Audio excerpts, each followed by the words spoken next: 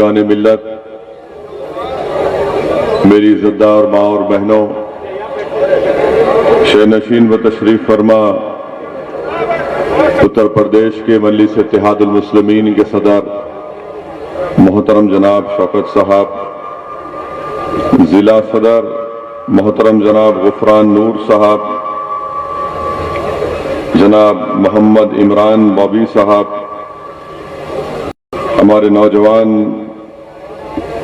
Leader जनाब फरहान जुबैरी साहब, आदिल अलवी साहब, अम्बेडकर साहब, फुजैल साहब और तमाम मेरे मजलिसी रुफ़ा, अज़ीज़ान मिल्लत, मैं आपका बेहद शुक्रगुजार हूँ कि आपने अपना कीमती वक्त निकालकर आज के इस जलसे में शिरकत की। मैं जनाब सत्यदेव साहब का भी शुक्रिया अदा करता हूँ कि उन्होंने हमको इस मुकाम को दिया, इस जगह को दिया जहां पर हम आज मजलिस इत्तेहादुल मुस्लिमीन का जलसा रखने में कामयाब हो सके हैं। ये खुद एक बहुत बड़ी कामयाबी है कि सत्यदेव साहब ने मजलिस को यहां पर जलसा करने की इजाजत दी। हमको परमिशन कल रात में दिया गया और बहुत कोशिशें की गई मजलिस इत्तेहादुल मुस्लिमीन के मुखालिफीन की जानिब से कि मजलिस का जलसा आज अलीगढ़ में ना हो, मगर अल्हम्दुलिल्लाह अल्लाह सुब्हाना व तआला ने इन तमाम जालिमों की कोशिशों को नाकाम किया। यही गुजारिश करने आया हूं कि उत्तर प्रदेश में आपको और हमको मिलकर मुत्तहिदा तौर पर अपनी एक सियासी क़यादत को बनाना है। अगर हम अपनी सियासी क़यादत को नहीं बनाएंगे तो याद रखिए, भारत की जमहूरियत की तल्ख़ हकीकत यह है कि जिस समाज के पास उसकी सियासी क़यादत होगी, लीडरशिप होगी, वही समाज से इंसाफ हुआ है, वही समाज ने अपने हुकूक को हासिल किया है। जब तक आप मुत्तहिद नहीं होंगे, अपनी सियासी लीडरशिप को नहीं बनाएंगे, हम अपने मसाइल को हल नहीं कर पाएंगे। मैं आपको मिसाल के तौर पर ये बताना जरूरी समझता हूं कि तेलंगाना जिस रियासत से मैं यहां पर आया हूं, वहां पर मजलिस इत्तेहादुल मुस्लिमीन के सिर्फ 7 MLA हैं और मजलिस इत्तेहादुल मुस्लिमीन ने अपने 7 अराकीन असेंबली की ताकत की बुनियाद पर वहां के मुसलमानों के लिए, बल्कि तेलंगाना बनने से पहले आंध्र प्रदेश रियासत थी, उसमें मजलिस इत्तेहादुल मुस्लिमीन ने के लिए सिर्फ 7 अराकीन असेंबली, मजलिस ने एक मेडिकल कॉलेज का क़याम अमल में लाया, मजलिस ने इंजीनियरिंग कॉलेज का क़याम अमल में लाया, school of architecture, MBA, MCA और 2 बड़े अस्पताल मजलिस इत्तेहादुल मुस्लिमीन ने कायम किए। आप अंदाजा लगाइए कि उन अस्पतालों में सबसे कम पैसों में डिलीवरी होती है और सबसे कम पैसों में डायलिसिस भी का इलाज किया जाता है। जब कोविड की सेकेंड वेव आई तो सबसे कम पैसों में अगर हैदराबाद में कहीं पर किसी कोविड पेशेंट का इलाज हो रहा था, अस्पतालों में किया जा रहा था। मेरे अजीज दोस्तों और बुजुर्गों, डेक्कन मेडिकल कॉलेज पूरे जुनूबी हिंदुस्तान में एक मुनफरिद मुकाम रखता है। यहां पर हर साल 150 से ज्यादा मुसलमान बच्चे डॉक्टर और डॉक्टर्स बनकर निकलते हैं। Engineering, MBA, MCA school of architecture, pharmacy college, ये सब कैसे क़यामत में लाया गया? आपके पास सियासी ताकत थी तो आपने अपनी सियासी ताकत के बलबूते पर इदारों को कायम किया। ये तालीमी इदारे किसी एक खानदान के या किसी एक फर्द के नहीं है और इंशाअल्लाह ताला ये सुबह क़यामत तक आबाद रहेंगे।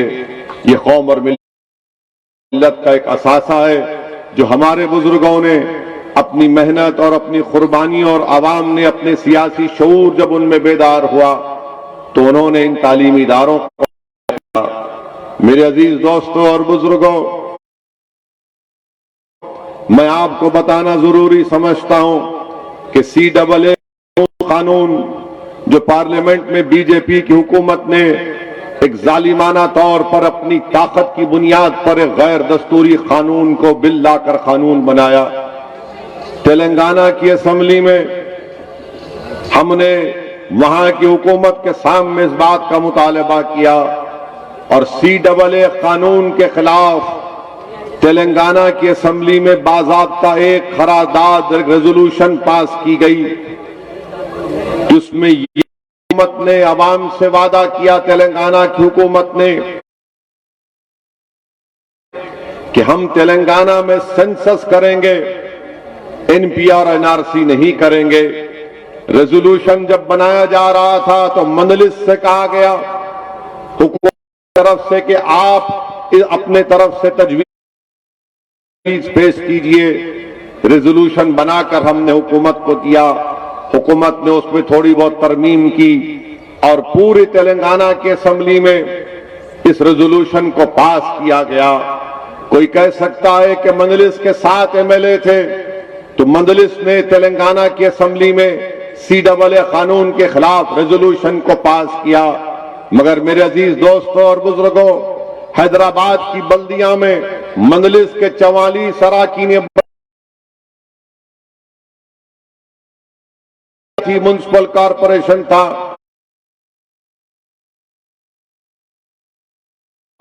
जिसने CAA कानून के खिलाफ एक रेजोल्यूशन पास किया तो वो हैदराबाद कॉरपोरेशन में मजलिस इत्तेहादुल मुस्लिमीन के सिर्फ 44 अराकीन बल्दिया थे। हमने CAA जैसे काले कानून के खिलाफ एक रेजोल्यूशन को पास किया। मेरे अजीज दोस्तों और बुजुर्गों, याद रखिए, अगर आपके पास सियासी ताकत होगी तभी आपके मसाइल हल होंगे। मैं ये नहीं कह रहा हूं कि तेलंगाना में मुसलमानों के पूरे मसाइल हल हो चुके हैं। मैं इतना आपके सामने खड़े होकर इस बात का जिम्मेदारी के साथ दावा कर सकता हूं कि हुकूमत अगर कोई मंसूबा बनाती है मुसलमानों के खिलाफ तो उसको 2-10 बार सोचना पड़ता है, क्योंकि वह जानते हैं कि मजलिस इत्तेहादुल मुस्लिमीन इसके खिलाफ सदा एहतजाज बुलंद करेगी। मेरे अजीज दोस्तों और बुजुर्गों, मेरी इज्जतदार मां और बहनों, मैं उत्तर प्रदेश को इसलिए नहीं आया हूं कि मैं अपनी मकबूलियत में इजाफा करूं। मैं उत्तर प्रदेश को इसलिए नहीं आया हूं कि खुदा ना खास्ता मेरी अनानियत में और इजाफा हो। मेरे आने का मकसद सिर्फ यही है और इंशाअल्लाह ताला जब तक अल्लाह सुब्हानहू ताला मुझे जिंदा रखेगा, मैं बार बार उत्तर प्रदेश को और भारत के कोने कोने में जाऊंगा, क्योंकि मेरा मानना यह है कि भारत की जमहूरियत, भारत का आईन जिसको बाबा साहिब अम्बेडकर ने बनाया, मुसलमानों को, दलितों को, आदिवासियों को इस बात की इजाजत देता है कि वो अपनी सियासी क़ियादत को बनाएं। और अब जब सियासी क़ियादत आपकी बनेगी तो आप अपने मुक़द्दर के फैसले आप खुद कर पाएंगे। मेरे अजीज दोस्तों और बुजुर्गों, यही काम करने के लिए हम मजलिस इत्तेहादुल मुस्लिमीन को उत्तर प्रदेश में उसका क़याम में लाया गया। हमारा मकसद यही है कि आज उत्तर प्रदेश में मुसलमान सबसे पिछड़ा क्यों है, आज उत्तर प्रदेश में मुसलमान कमजोर क्यों है, आज उत्तर प्रदेश में मुसलमानों पर जुल्म क्यों किया जाता है। मेरे अजीज दोस्तों और बुजुर्गों, इसकी बात सिर्फ यही जवाब इसका मिलता है कि आपकी एक सियासी क़ियादत नहीं है। आपने यकीनन अपने वोट से मुसलमानों को MLA बनाया, MP बनाया, विधानसभा भी जाया, पार्लियामेंट को, लोकसभा को भिजाया, मगर आपसे मैं ये दरख्वास्त करने आया हूं कि आप अपनी एक सियासी क़यादत को बनाइए, अपनी लीडरशिप को बनाइए, ऐसी लीडरशिप को बनाइए जैसा चरण सिंह ने जाटों के लिए लीडरशिप को बनाई थी, ऐसी लीडरशिप को बनाइए जो मुलायम सिंह यादव ने यादवों के लिए बनाई, ऐसी लीडरशिप बनाइए जो बहन जी मायावती ने जाटवों के लिए बनाया, ऐसी लीडरशिप बनाइए कि बीजेपी ने आलाजाद के ब्राह्मण हो या बनिया हो उनके लिए एक सियासी प्लेटफॉर्म बना दिया, ऐसी लीडरशिप बनाइए कि अनुप्रिया पटेल है मगर कुर्मी उनको अपना लीडर मानते हैं। मेरे अजीज दोस्तों और बुजुर्गों, जब ये लोग ये काम करते हैं तो कोई इनसे नहीं कहता कि तुम्हारी वजह से फिरका परस्ती बढ़ रही है, तुम्हारी वजह से तनाव फैल रहा है, मगर मैं आपसे कहने आया हूं कि जब ये तमाम लोग अपनी अपनी सियासी लीडरशिप को बना सकते हैं और अपने समाज को फायदा पहुंचा सकते हैं, तो क्या मायूब बात है कि उत्तर प्रदेश का 19% मुसलमान भी एक करवट ले और इस बात का तय कर ले कि इंशाअल्लाह ताला अब की बार हम अपनी सियासी क़यादत को बनाएंगे और अपने वोटों से अपने नुमाइंदों को कामयाब करेंगे। जब हर समाज अपने नुमाइंदे को कामयाब करके लखनऊ में विधानसभा को भी जा सकती है, तो क्या उत्तर प्रदेश का मुसलमान अपने वोटों से अपने कैंडिडेट्स को कामयाब क्यों नहीं कर सकता? ये हो सकता है, ये जरूर होगा इंशाअल्लाह ताला। अगर मेरी जिंदगी में नहीं हुआ तो जरूर मेरी जिंदगी के बाद होगा। मगर मेरे अजीज दोस्तों और बुजुर्गों, आपने 75 साल इंतजार किया, आपने 75 साल में कई ऐसे असेंबली और पार्लियामेंट के इलेक्शन में आपने अपने वोट का इस्तेमाल किया। कभी आपको सब्ज बाग दिखाया गया, कभी आपसे झूठे वादे किए गए, कभी आपसे वादा किया गया था कि तुम्हारी मस्जिदों की हिफाजत की जाएगी, कभी आपसे वादा किया गया कि नौजवानों को बचाया जाएगा, कभी आपसे वादा किया गया कि तुम्हारी मां और बहनों की इज्जतों की हम हिफाजत करेंगे। हर इस पैमाने पर आप खुद फैसला कर लो कि जिसको आपने वोट दिया, जिसको आपने अपना मसीहा माना, जिसको आपने अपना नेता बनाया, मुख्यमंत्री बनाया, सांसद बनाया, वो कहां तक इन वादों पर उतरा? कभी अपने महल्लों में झांक कर देख लो कि क्या तुम्हारे घरों के अतराफ में, क्या आपके घर के अतराफ में अपने बच्चियों को पढ़ाने के लिए कोई स्कूल का माकूल इंतजाम है? कभी अपनी आंखों से देखो कि क्या तुम्हारे जिस महल्लों में तुम रहते हो वहां पर साफ पीने का पानी तुमको मुहैया किया जाता है? मेरे अजीज दोस्तों और बुजुर्गों, मैं जिम्मेदारी के साथ कह रहा हूं कि इन मसाइल पर कोई बात नहीं करता। हाँ, जब मजलिस आकर उत्तर प्रदेश में इस बात का मुतालबा करती है कि मुसलमानों की लीडरशिप को बनाएंगे, तो तमाम पार्टीज मुत्तहिद हो जाती है, चाहे बीजेपी हो, समाजवादी हो, बीएसपी हो, कांग्रेस हो, और फिर हमारे ही सफों में ऐसे डरपोक लोग जो छुप कर बैठे हैं, जो अपना ईमान का सौदा कर चुके, जो बेजमीर हो चुके हैं, वो कहते हैं कि नहीं, ओवैसी जो बात कर रहा है वो टेंशन की बात कर रहा है। अरे मैं तुमसे पूछना चाह रहा हूं, मैं जमहूरियत को मजबूत करने की बात कर रहा हूं, मैं अपने वोट की कीमत और अहमियत को उसूल करने की बात कर रहा हूं, मैं ईमान को बेचने की नहीं, मैं ईमान की हिफाजत की बात कर रहा हूं, मैं मुस्तकबिल को रोशन करना चाहता हूं। ये मजलिस इत्तेहादुल मुस्लिमीन का पैगाम और नस्बुल ऐन रहा है। मेरे अजीज दोस्तों और बुजुर्गों, इस सियासी पैगाम को आपको समझना है। मजलिस के मुखालिफीन चाहे वो संघ परिवार के हों, अब ये संघ परिवार में भी एक आरएसएस ने मुस्लिम राष्ट्रीय मंच बनाया, मुस्लिम राष्ट्रीय मंच बनाकर उत्तर प्रदेश के मुसलमानों के पास जाकर उनसे कहते हैं कि आप क्यों लड़ना चाहते हो बीजेपी से, क्यों खामखा उनसे लड़ना चाहते हैं, आइए बैठकर बात कर लेंगे और इनको वोट डालिए। मैं उन लोगों से पूछना चाहता हूं आरएसएस से कि बताओ तुम्हारा जो ओथ है, जो आरएसएस के लोग जो कसम खाते हैं वो क्या है? बताओ, क्या वो संविधान के मुताबिक है? मैं जानता हूं तुम्हारा ओथ क्या है, तुम बताओ उसको। तुम इस मुल्क को एक हिंदू राष्ट्र बनाना चाहते हो, तुम इस मुल्क को एक मजहब का मुल्क बनाना चाहते हो, और आज आरएसएस के लोग जाकर इस तरह की बातें अवाम के दरमियान में करती हैं। बताओ आरएसएस वालों, क्या ये बात सच नहीं है कि गोलवालकर ने नहीं कहा था कि हमारा जो तिरंगा है वो 3 रंग का है, वो शुभ है? क्या नहीं कहा था अपनी ऑर्गेनाइजर मैगजीन में? क्या आरएसएस ने नहीं कहा था कि अंबेडकर का बना हुए संविधान को हम नहीं मानते, मनुस्मृति को मानते हैं? ये डॉक्यूमेंटेशन है। क्या गोलवालकर की किताब वी द पीपल डिफाइंड में नहीं लिखा गया कि मुसलमानों पर, ईसाइयों पर, कम्युनिस्टों पर भरोसा नहीं किया जा सकता? आज हिंदुत्व की बात कर रहे, हिंदुत्व का डेफिनेशन कहां से आया बताओ? 1980 तक कोई एक आरएसएस का लीडर का एक बयान बता दो जहां पे लफ्ज हिंदुत्व इस्तेमाल हुआ। श्यामा प्रसाद मुखर्जी से दीनदयाल उपाध्याय से लेकर 1980 के जमाने में सावरकर की हिंदुत्व की लिखी हुई किताब को लेकर हिंदुत्व की बात रखी गई। हिंदुत्व के माने क्या है जो सावरकर ने लिखे? सावरकर ने अपनी किताब में लिखा कि हिंदुत्व के माने ये है कि वो शख्स, और मुसलमानों के बारे में सावरकर ने क्या कहा कि मुसलमान भारत को मदरलैंड और होली लैंड नहीं मानते, इसीलिए ये इनका मुल्क नहीं है।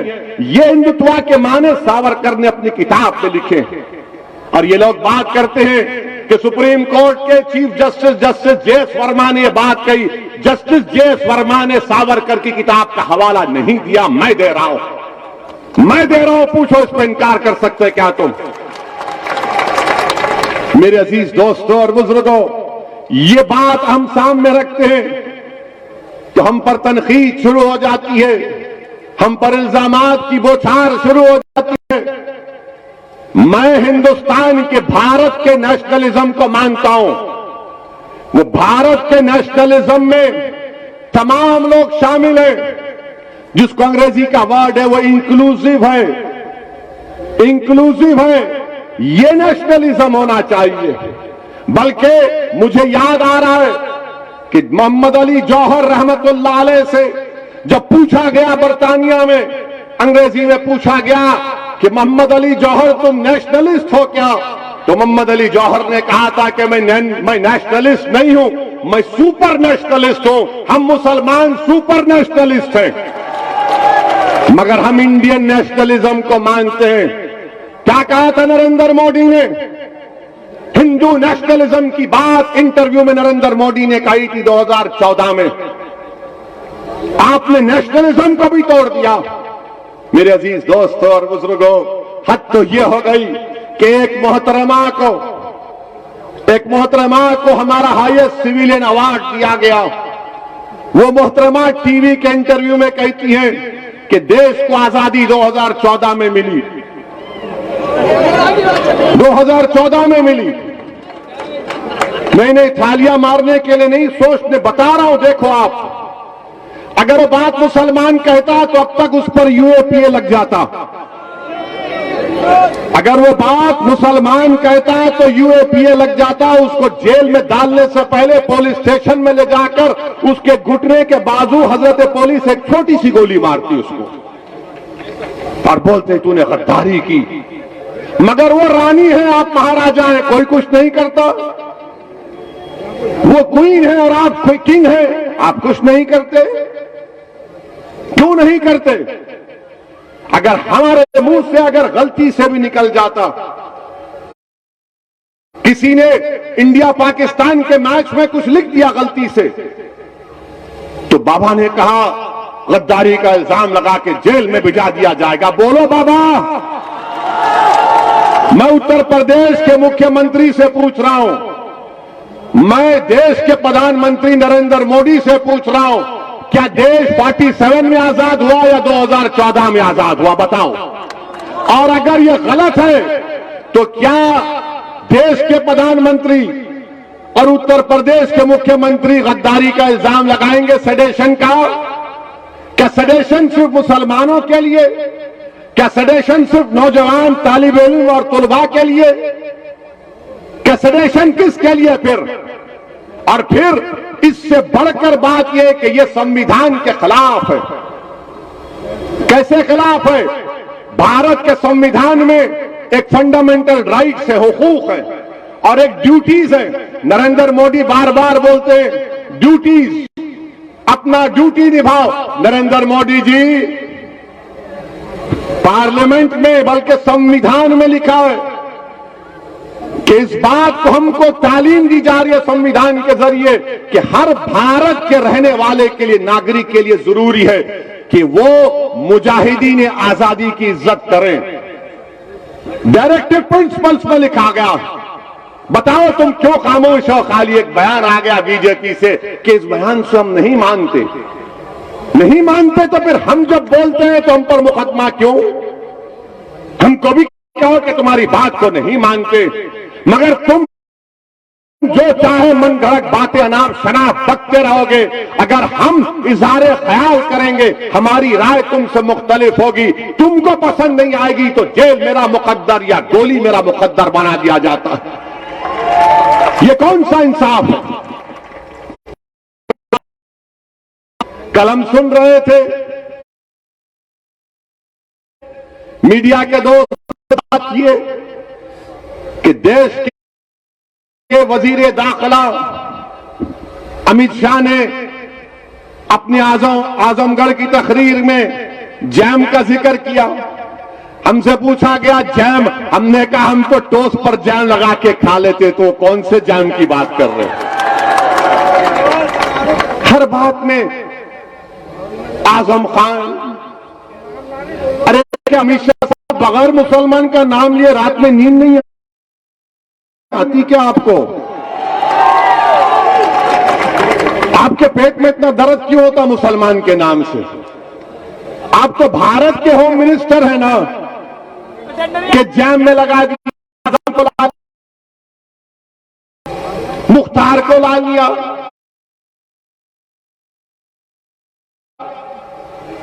जिना के बारे में हमको क्या बोलना, हमको ताल्लुक ही नहीं। मगर हमारे से ज्यादा ये लोग बोलते जिना, हम नहीं बोलते। मुसलमान जिना नहीं बोलता कभी, मगर ये लोग बोलते, जिसमें सब शामिल है। आप बताइए कि देश के होम मिनिस्टर हैं और नाम ले रहे हैं किसका? हैदराबाद को भी आए थे, हैदराबाद को भी आकर बहुत हमारे बारे में तस्करा किया। हर जगह हैदराबाद जब कभी आते अमित शाह या तेलंगाना आते बोले ओवैसी ये, ओवैसी ये। हमने कहा हाँ, पूरे भारत के अगर कोई लैला है तो उसका नाम असदुद्दीन ओवैसी। सब मेरे मजनू है। इनको सुकून नहीं मिलता ना, इनको सुनिए सुनिए, इनको सुकून नहीं मिलता। नाम लेना चाहिए मुसलमान का, नाम लेना चाहिए। अरे शिबली के नाम लेना था आजमगढ़ में, हजरत शिबली का नाम लेना था आजमगढ़ में, क्यों नहीं लिए? उन्होंने भी तो बहुत काम किया ना, तारीख बनाई इस मुल्क की, मगर इनको शिबली याद नहीं आया, इनको आजम याद आ गए। इनको कैफे आजमी याद नहीं आया, इनको मुख्तार याद आ गया। अच्छा ये बताइए होम मिनिस्टर साहब, आपने ये बताया कि ये मुसलमान क्रिमिनल है जो हम नहीं मानते आजम को क्रिमिनल। कोर्ट ने अभी कोई फैसला नहीं दिया, कोर्ट जब फैसला देगा देगा। मगर हमको ये बता दीजिए कि आपका होम मिनिस्टर, आप ही के मिनिस्ट्री में मिश्रा साहब मिनिस्टर हैं, उनका बेटा क्या जेल में फूल बेचने के लिए गया? जेल में उनका बेटा किस लिए जेल में है बता अमित शाह? उनका बेटा जेल में इसलिए है क्योंकि उसने 4 किसानों को अपनी गाड़ी से रौंद दिया, अपनी राइफल से गोली चलाकर उनका कत्ल किया। और आप उसको अपना मंत्री बनाकर अपने बगल में बिठाकर लखनऊ में कहते हैं कि मैंने टेलीस्कोप से दूर दूर तक देखा, क्रिमिनल उत्तर प्रदेश नजर नहीं आया। तो किसी ने, कहने वाले ने कहा अमित शाह बाजू खड़ा है, तुम सामने देख रहे हो बाजू खड़ा है। आप बताइए ये बीजेपी का मामला, पेट्रोल की कीमत आसमान को छू गई तो देश की जनता गरीबों की आंखों में धूल झोंकने के लिए थोड़े से पैसे कम कर दिए, 10 रुपये 20 रुपये। जब आप 20 रुपये कम कर सकते हैं तो आप 40-50 रुपए भी कम कर सकते हैं, क्यों नहीं करना चाह रहे आप? गरीबों का वोट लेंगे और गरीबों का खून भी चूसेंगे, और महंगाई गरीबों को मार रही है। गरीब परेशान है, मगर ये लोग क्या कहते हैं? Jam jam. अरे खाने को खाना नहीं है, तुम कौन से जैम की बात कर रहे हो? मेरे अजीज दोस्तों और बुजुर्गों, ये बीजेपी का, और फिर हर तरफ से आप देख रहे हैं कि यहां पर अलीगढ़ मशहूर है, ब्रास के स्टैचूज बनते हैं, ताले बनते हैं। मगर क्या यह बात सच नहीं है कि नोटबंदी ने, जीएसटी ने, लॉकडाउन ने तमाम कारोबार को बर्बाद करके रख दिया? नोटबंदी ने, जीएसटी ने लॉकडाउन में बर्बाद कर दिया। वेल्डिंग का काम होता था, वेल्डिंग के काम के लिए उस सिलेंडर में ऑक्सीजन की जरूरत पड़ती। 1000 लोग, 1000 यूनिट बंद हो चुके हैं। मगर बीजेपी के लोग बात करेंगे तो जे की बात करेंगे, या जैम की बात करेंगे, या फुलां की बात करेंगे। मेरे अजीज दोस्तों और बुजुर्गों, और फिर अमित शाह कहते होम मिनिस्टर हैं, देश के होम मिनिस्टर हैं, वो कह रहे हैं कि जितने लोग क्रिमिनल हैं वो कहते हैं गोली मत मारो, मारे। अमित शाह साहब, आप बताइए, गाजियाबाद में, मैं 2 दिन पुरानी बात कर रहा हूं, गाजियाबाद में 7 लड़कों को, उनका नाम भी सुना देता हूं मीडिया के लिए, क्योंकि वो अमित शाह के जैम को सुनकर आए।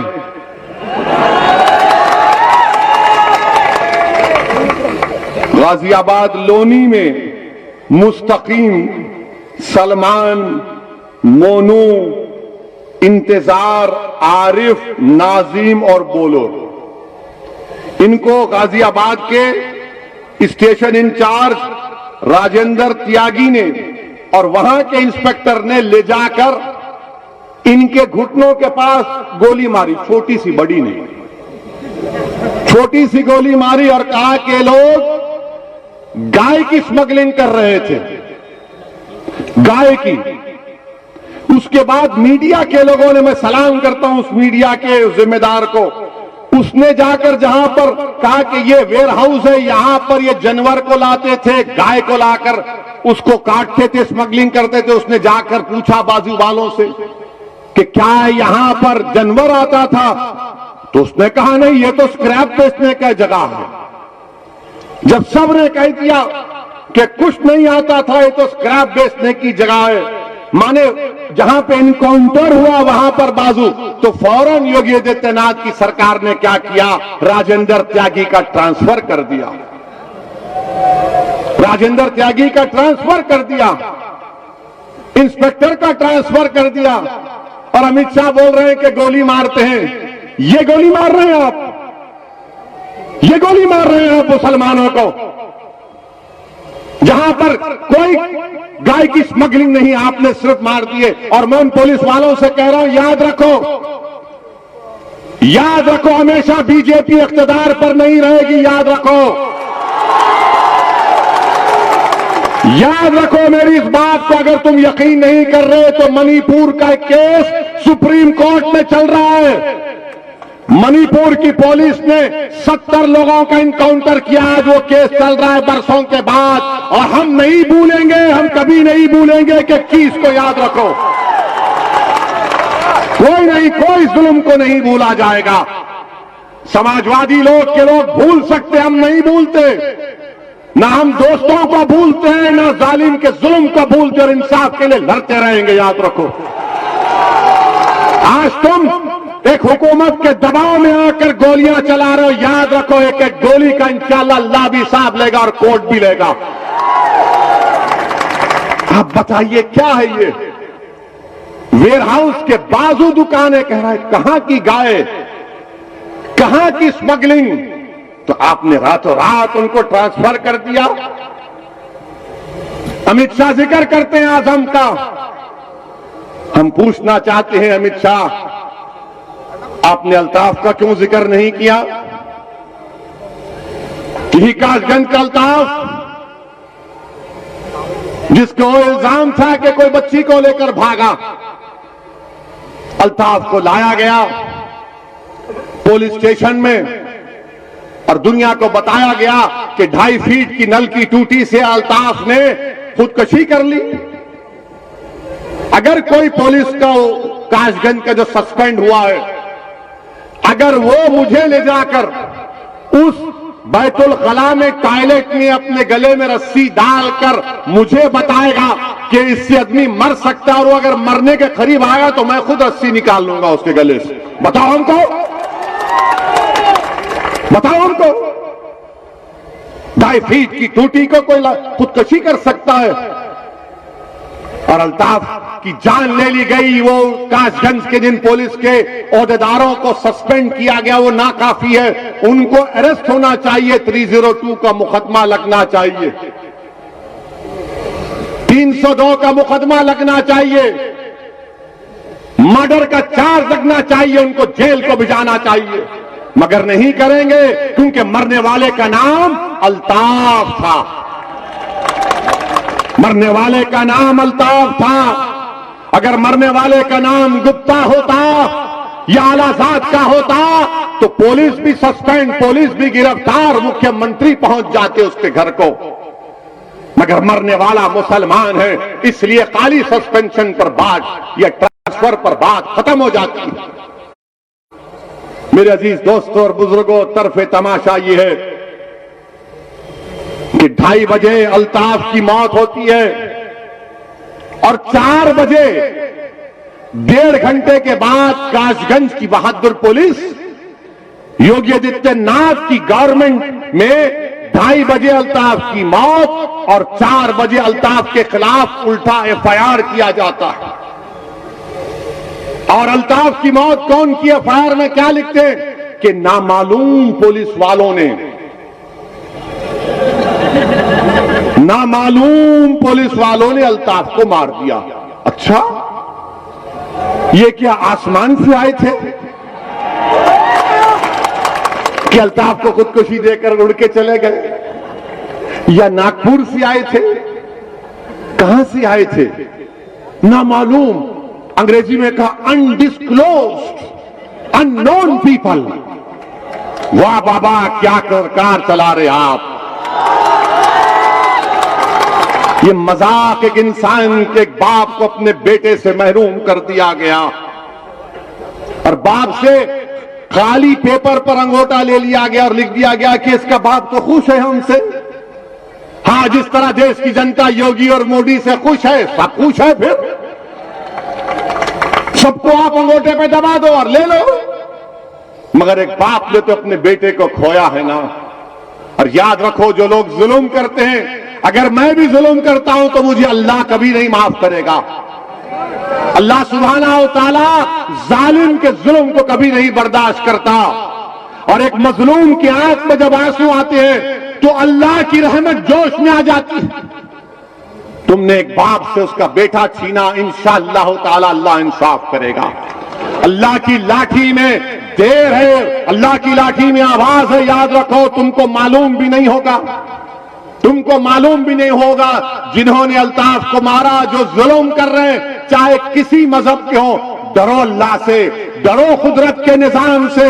जुल्म करने वालों, फिरौन भी जुल्म किया, नमरूद भी जुल्म किया, यजीद भी किया, मगर इनका जुल्म खत्म हो गया। दुनिया में नाम हक का था, हक का रहेगा। दुनिया ने मजलूमों को इंसाफ दिला और इंसाफ मिलेगा इंशाअल्लाह ताला।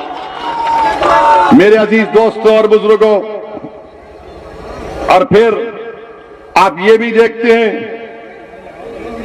कि लोग बार बार मुझसे कहते हैं कि सेकुलरिज्म की बात, लोग बार बार कहते हैं कि असदुद्दीन ओवैसी तुम सेकुलरिज्म को कमजोर करना चाहते हो। मेरा उनसे एक सवाल है, मेरा उनसे एक सवाल है, जरा ये बता दो कि जब 3 अक्टूबर को आमिर खान ठेला बंडी पर अपने कपड़े बेच रहा था तो 2 लोग आकर उसको मारते हैं कि कहा ये नारा लगाओ JSR का, उसने नहीं लगाया। तो उसको मारा और पीटा गया। फिर एक लड़का है नियाजी, फरमान नियाजी, बरेली का अलीगढ़ से जा रहा है ट्रेन में। ये देख लिए उसको ये लोग जो मुसलमानों से नफरत करते हैं, बल्कि मुसलमानों से नहीं बल्कि भारत से नफरत करते हैं, वो भारत के संविधान से नफरत करते हैं, वो भारत के प्लुरलिज्म, डाइवर्सिटी, भाईचारगी से मोहब्बत नहीं करते, नफरत करते हैं। उन्होंने इस फरमान नियाजी से कहा, तेरे चेहरे पे दाढ़ी क्यों है, तू कुर्ता पैजामा क्यों पहना हुआ है? और जब उस बच्चे ने कुछ नहीं कहा तो उसके कपड़े फाड़ दिए। पूरी ट्रेन में कंपार्टमेंट में हो रहा है, ये किसी अलीगढ़ के किसी गली कूचे में अंधेरे में नहीं हो रहा है, ट्रेन में हो रहा है। इसको मारा और पीटा गया, इसकी ऐनक को तोड़ दी गई और ट्रेन में सब बैठने वाले बैठकर तमाशा देख रहे हैं। किसी में इतनी हिम्मत नहीं हुई कि क्या कर रहा है तू, बच्चे को छोड़ दे। ये नफरत है, ये नफरत है ना। अगर हम किसी को देखते हैं कि अगर गली के कुत्ते को कोई मारता है तो कहे मत कर ये हरकत। आप ये देखते हैं और आकर मुझे सेकुलरिज्म की तालीम देते हैं। कौन से सेकुलरिज्म की तुम बात करते हो मेरे सामने? कौन से? वो जो हरियाणा का बच्चा आज से 4 साल पहले हाफिज कुरान, जिसने कुरान को तरावी मुकम्मल करके ईद की तैयारी के लिए नए कपड़े लेकर दिल्ली को जा रहा था, तो ट्रेन के कंपार्टमेंट में उसको चाकू से मारा गया, उसके भाई को। वो सेकुलरिज्म जो ट्रेन के कंपार्टमेंट से निकलता, प्लेटफॉर्म पर कोई उठा नहीं सकता, उसका भाई जख्मी हालत में अपने भाई को 20 सीढ़ियां उठाकर लेकर जाता है, दम तोड़ देता है। वो सेकुलरिज्म।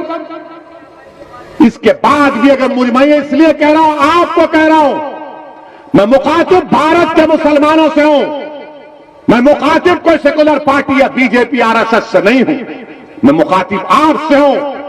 अगर मेरी एक बात गलत है तो आप मुझे पकड़ लीजिए। इसीलिए मैंने कहा कि भारत के संविधान में जो सेकुलरिज्म है मैं उसको मानता हूं। मैं सियासी सेकुलरिज्म को अपनी जूती की नोक पर भी नहीं रखता हूं।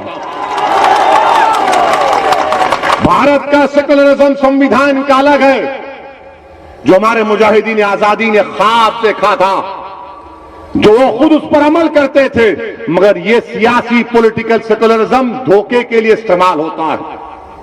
बताइए आप मेरे अजीज दोस्तों और बुजुर्गों, ये सेकुलरिज्म है कि उत्तर प्रदेश में कितने लोगों को गोली मारी गई? क्रिमिनल अगर पकड़े गए तो 31% गोली मारी गई, एनकाउंटर हुआ। क्या यह सेकुलरिज्म है कि उत्तर प्रदेश में मुसलमानों का लिटरेसी रेट 58% है? यह सेकुलरिज्म है। और मुस्लिम खवातीन का, महिलाओं का 50% है, यह सेकुलरिज्म है। तुम इस सेकुलरिज्म के नाम पर दोगे वोट? किस बुनियाद पर आप वोट देंगे बताओ मुझे। या ये सेकुलरिज्म है कि हाई स्कूल में खाली मुसलमानों के 3% बच्चे, ग्रेजुएशन में सिर्फ 2% बच्चे, ये सेकुलरिज्म के नाम पर आप वोट देंगे? किस बुनियाद पर आप वोट देंगे? अगर उत्तर प्रदेश और भारत का मुसलमान इन चीजों को गौर नहीं करेगा, या आदाद शुमार को, डेटा को गौर करके एक सही फैसला लो। आपने तो कसम खा ली है। हम जिस मिलते हैं तो बोलते हैं असद साहब आप बहुत अच्छा बोलते हैं, पार्लियामेंट में दबा कर बोलते हैं, टीवी पर बहुत अच्छा बोलते हैं। हम जब आप टीवी पे आते हैं, हम लोग सब घर के लोग बैठकर देखते हैं। मैंने पूछा क्या मैं कोई गुलकार हूं क्या आप मुझे देखकर मेरे गाना सुनने के लिए बैठते हैं? आप बहुत अच्छी तकरीर करते तो क्या करूं, गाना गाऊं, हारमोनियम लाऊं नेक्स्ट टाइम? मेरे अजीज दोस्तों और बुजुर्गों, आपको बेदार होना है। जिस दिन आप बेदार हो जाएंगे, आपके वोट की अहमियत भी नहीं है। मैं कह रहा हूं आपको, उत्तर प्रदेश में मुसलमानों की वोट की कोई अहमियत नहीं है, कीमत नहीं है। अगर तुम्हारे वोट की कीमत और अहमियत होती तो अमित शाह ये जबान इस्तेमाल नहीं करते। अगर तुम्हारे वोट की कीमत होती तो आजम खान जेल में नहीं होते। अगर तुम्हारे वोट की कीमत होती तो तुम्हारे बच्चे स्कूलों में होते। तुम्हारे वोट की कीमत होती तो तुम पर गोलियां नहीं चलाई जाती, तुम पर फूल बरसाए जाते। अगर तुम्हारे वोट की कीमत होती तो तुम्हारे बच्चे ग्रेजुएट होते, हमारी बच्चियां पढ़ती। तुम्हारे वोट की कीमत होती तो तुम्हारे मस्जिदों की हिफाजत होती। तुम्हारे किसी भी वोट की कीमत और अहमियत नहीं रही। अब इसकी अहमियत और कीमत को अगर जिंदा करना है तो सियासी क़यादत को पैदा करो। हां, अगर तुम खुश हो कि मैं अगयार के चौखट पर जाकर सर झुकाऊंगा, अगर तुम मुतमईन हो कि मैं गुलामी का हक अदा करूंगा, अगर तुम खुश हो कि मैं इसी हालत में रहूंगा, मैं इसी तरह पिटता जाऊंगा, मिटता जाऊंगा और नाइंसाफी का सैलाब मुझ पर आता रहेगा, मैं इस तरह की जिंदगी नहीं गुजार सकता। मैं घुटन में अपनी जिंदगी नहीं गुजार सकता। मुझे सांस लेने की आदत है, मुझे खुली जहन चाहिए, खुला एटमॉस्फेयर चाहिए। जमहूरियत में मुझे अपना हक चाहिए, मुझे मेरी आवाज उठाने का हक चाहिए। मैं अपना हक चाहता हूं, पार्लियामेंट हो या उत्तर प्रदेश की विधानसभा हो, मैं चाहता हूं कि मेरी आवाज को सुना जाए, मेरे मसाइल को हल किया जाए। मेरे अजीज दोस्तों, मैं बहुत नारे सुन रहा हूं, पिछले 10-12 साल से नारे सुन रहा हूं। इन नारों को वोट में तब्दील करो, इन नारों को वोट में तब्दील करो। सिर्फ नारे लगाकर आंख में 2 आंसू लाकर पोंछ लिए और उसके बाद सुबह उठते कि भैया कैसे अच्छे आ गए। नहीं मेरे भाई, करवट लेना है आपको, एक फैसला लेना है आपको। और अलीगढ़ में आप देख रहे हैं सीवरेज लाइन का इंतजाम नहीं, पीने के पानी का साफ इंतजाम नहीं, ट्रैफिक जाम लगा रहता है। मगर अमित शाह को वो जाम की फिक्र है, अलीगढ़ के ट्रैफिक जाम की फिक्र नहीं है। अलीगढ़ के ट्रैफिक जाम की फिक्र नहीं है। अब बोले फिक्र जाम है अलीगढ़ में, आ रहने दे वो जाम, हम वो जाम करेंगे, हम वो जाम पे बोलेंगे। मेरे अजीज दोस्तों और बुजुर्गों, ये जो अपने यहां मजलिस को गाली देते हैं, मजलिस पर इल्जाम लगाते हैं कि मजलिस वोट डिवाइड करती है। सुना होगा ना आपने कि इलेक्शन लड़ेंगे वोट डिवाइड करते। हम जहां कहीं टीवी चैनल पे जाते हमको पूछा जाता है, ऐसा पूछते हैं जैसा कि कोई दामाद ससुराल के घर को आता है। जब जाता है ना बेटा घर को अपने ससुराल में, तो ससुर साहब बैठ के पूछते, बेटा खुश, अच्छे हैं। हमसे वही सवाल होता है, आप लड़ेंगे तो वोट डिवाइड हो जाएंगे, हम लड़े तो वोट डिवाइड होंगे। तो क्या हुआ था 2019 में? 75% मुसलमानों ने समाजवादी और बहुजन समाज पार्टी को वोट दिया। आपने दिया नहीं दिया? अलीगढ़ से आपने बीजेपी को वोट दिया? डर रहे क्यों? वोट दिया क्या? आपने समाजवादी को दिया, बीएसपी अलायंस को दिया ना? हाथ उठाइए। अरे पूरे उठाओ यार। फिर कैसे जीता? हम आए थे क्या? हमारी रूह आके या हमारे अजिन्नात आकर आपको कान में फूंक कर बोले मत दो वोट? कैसे हुआ फिर? 75% मुसलमानों ने उत्तर प्रदेश में 2019 में समाजवादी और बीएसपी को वोट दिया। कितने जीते? खाली 15 लोकसभा, सिर्फ 15। अब कौन जिम्मेदार है इसका? हम जब बोलते हैं कि हिंदू बीजेपी के पास जा चुका है, ये कोई नहीं बोलता। समाजवादी के लोग नहीं बोलेंगे, वो बोलेंगे ओवैसी आ रहा है, देखना भैया तुम्हारे वोट काटने आ रहा है। ये नहीं बोलेंगे कि हिंदू वोट बीजेपी के पास चला गया, वो हमारे हिंदू भाई, उनका इख्तियार है। समाजवादी पार्टी के 3 परिवार के लोग इलेक्शन हार गए, तो क्या तुमने उनकी जबान से सुना कि समाजवादी ने कहा कि हम हिंदू वोट से हार गए? कभी सुना आपने? मगर जब हम खड़े होते हैं तो इनको लगता है कि भाई ये एक दीवाना आया है हैदराबाद से, ये कुछ कर जाएगा।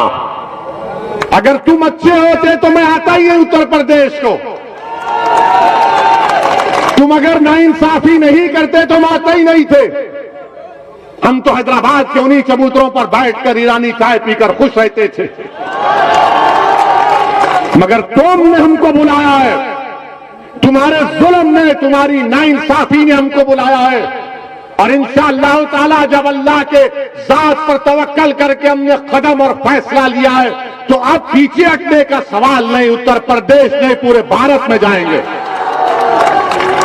मेरे अजीज दोस्तों और बुजुर्गों, मेरे अजीज दोस्तों और बुजुर्गों, 2019 का चुनाव, फिर 17 का असेंबली इलेक्शन, अखिलेश और कांग्रेस मिल गए तो गाना चलाया था, यूपी को इन दो लड़कों का साथ बहुत पसंद है। यूपी की जनता ने कहा हमको नापसंद है और बीजेपी को बना दिया। फिर 14 के चुनाव हुए, 14 का पार्लियामेंट का इलेक्शन हुआ। समाजवादी पार्टी के 5 यादव परिवार के लोग कामयाब हुए। बाप, बेटे, पत्नी, दोनों भाई। हम नहीं थे। अब आप बताइए आपकी वोट की अहमियत क्या है?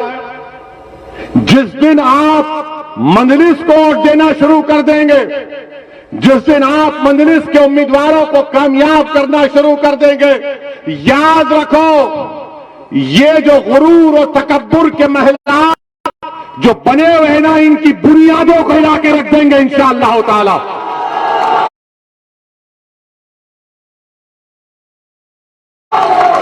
ये जो जुल्म पर अपनी शख्सियत को बनाकर हमारे सामने खड़े हैं, जिन्होंने हमारे ख्वाबों को और उम्मीदों को चूकना-चूर करके हमारे नौजवानों की जवानी को बर्बाद करके अपने सियासी महलों को तामीर किया है। मेरे अजीज दोस्तों और बुजुर्गों, मेरी आपसे दबन गुजारिश है कि आप अपने ख्वाबों को पूरा करो। आप अपने ख्वाबों को पूरा करो, उसमें कोई मायूब बात नहीं है। डरने और घबराने की जरूरत नहीं है। समाजवादी पार्टी हो, कांग्रेस हो, चाहे कांग्रेस, हम तो भूल ही गए। उनके नेता अमेठी से लड़े, वो हार गए। हम गए थे क्या? अच्छा, कहां से जीते वो? जुनूबी हिंद से, उस कॉन्स्टिट्यूंसी से जीते जहां पर 30% मुसलमान हैं, वहां जीत गए। और ये साफ जब मजलिस की बात आती, नहीं नहीं नहीं, ये नहीं, ये ठीक नहीं है, ये ठीक नहीं है। कांग्रेस पार्टी का ये हाल है, समाजवादी पार्टी का ये हाल है।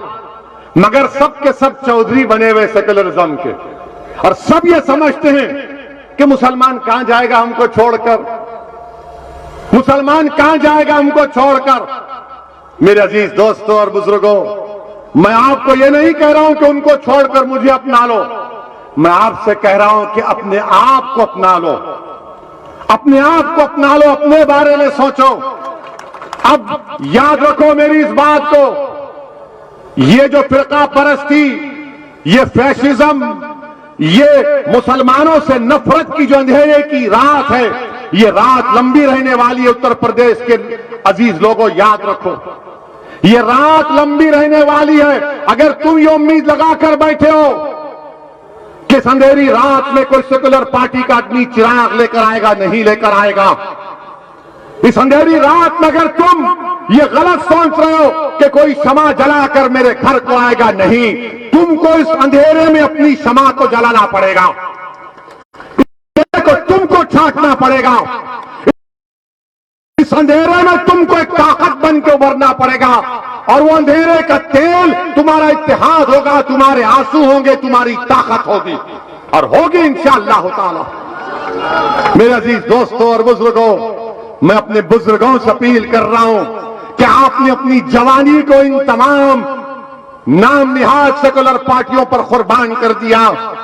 मेरी उन बुजुर्गों से अदबन गुजारिश है, आप सोचो आपने क्या हासिल किया, आपने क्या हासिल किया? क्या आपके ख्वाबों को की ताबीर हुई? क्या आपकी उम्मीदों पर वो उतरे? हम सिर्फ वोट डालने वाले नहीं, हम एटीएम की मशीन नहीं है मुसलमान। इलेक्शन आ गया और एटीएम में जाओ और डालते रहो वोट नहीं, वोट डालो मगर अपने आप को डालो, अपनी ताकत को दिखाओ।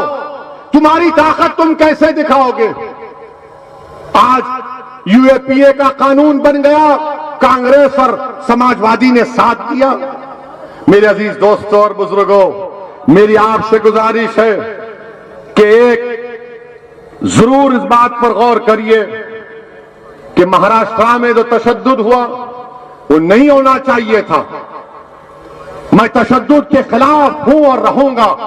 अब यहां पर भी बाज लोग वो साजिश कर रहे हैं, जज्बात में मत आइए, होश से काम करिए। अगर कोई हमारे जज्बात को ठेस पहुंचाता है तो पुलिस में जाकर कंप्लेन दीजिए। अगर थाने में एफआईआर नहीं दिया जाता तो कंप्लेन का एक्नॉलेजमेंट लीजिए। अगर एक्नॉलेजमेंट भी नहीं दिया जाता तो उस थानेदार को ईमेल करके उसको रिकॉर्ड में महफूज रखिए, मगर कानून को अपने हाथ में मत लीजिए, तशद्दुद होने मत दीजिए।